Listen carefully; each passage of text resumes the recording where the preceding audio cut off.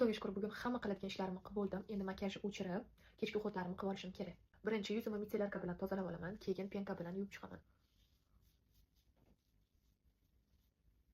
Yuzimni yuvganda soch qarchishdan allaqachon voz kechganman. Shunaqa quruq salfetkada yengil bosib quritib olamiz.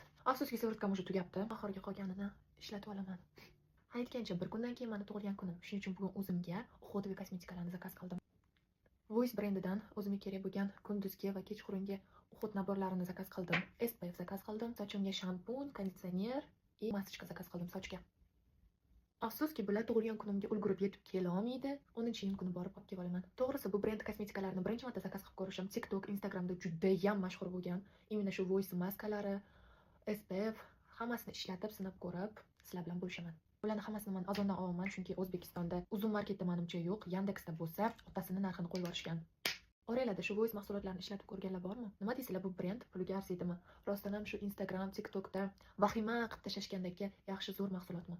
To'g'risi, bugun hech qanaqa video olgim kelmadi. Hozir ham nima deyishni bilmayapman. Gapim kelmayapti уже. Mayli. Короче, men uxlashga tayyorman, yuzim ham tayyor. Sizlarga bo'lsa paka-paka.